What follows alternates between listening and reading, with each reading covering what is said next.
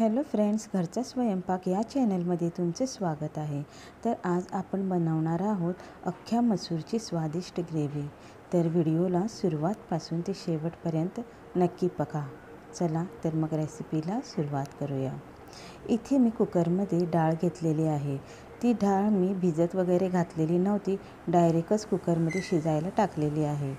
आणि इथे मी 2 टोमॅटो चिरून घातलेले आहेत आणि 1 हिरवी मिरची मधोमध कट मारून घातलेली आहे आणि अर्धा लांबट असा कांदा चिरून घातलेला आहे। थोडंसं चवीपुरतं मीठ इथे मी वापरलेलं आहे। आता आपल्याला कुकर लावायचा आहे आणि 3 शिट्या काढायच्या आहेत। 3 शिट्टीमध्ये आपली मसूर जी आहे ती व्यवस्थित शिजून येईल। आता इथे मी एक भांडं घेतलेलं आहे, त्यामध्ये 2 टेबलस्पून तेल घातलेलं आहे। तेल गरम झाल्यानंतर त्यामध्ये मी अर्धा चमचा जिरे, अर्धा चमचा मोहरी आणि अर्धा कांदा लांबट असा चिरून घातलेला आहे। आता त्यामध्ये आपण घालणार आहोत 4 ते 5 लसूण पाकळ्या। आता ही फोडणी हलक्या लाल रंगावर येईपर्यंत आपल्याला परतून घ्यायची आहे।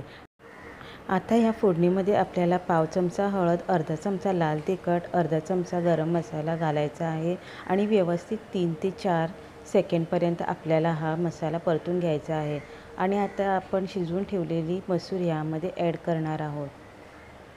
ॲड केल्यानंतर आपल्याला ही व्यवस्थित एकदा मिक्स करून घ्यायची आहे। इथे आता एकदा व्यवस्थित मिक्स करून घेतल्यानंतर यामध्ये मिठाचे प्रमाण कसे काय आहे ते एकदा आपल्याला चेक करायचं आहे। तर इथे मी मिठाचे प्रमाण कमी असल्यामुळे थोडंसं मीठ आणखीन घालत आहे आणि एकदा आपल्याला हे व्यवस्थित मिक्स करून घ्यायचं आहे। आता इथे आपल्याला झाकण लावून 10 मिनटं लो फ्लेमवरती मसूर डाळ ठेवायची आहे। तर इथे आपली 10 मिनटं झालेली आहेत आणि आपण आता आपली मसूर डाळ जी आहे ती चेक करूया। आता इथे आपली मसूरची ग्रेव्ही जी आहे ती व्यवस्थित शिजलेली आहे आणि ही ग्रेव्ही जी आहे ती थोडी दाटसरसुद्धा होऊन आलेली आहे।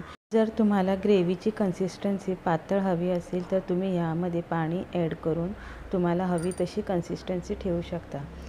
आता ह्यामध्ये आपल्याला हिरवी कोथिंबीर घालून व्यवस्थित एकदा अशी मिक्स करून घ्यायची आहे आणि इथे आपल्याला गॅसचा फ्लेम जो आहे तो बंद करायचा आहे।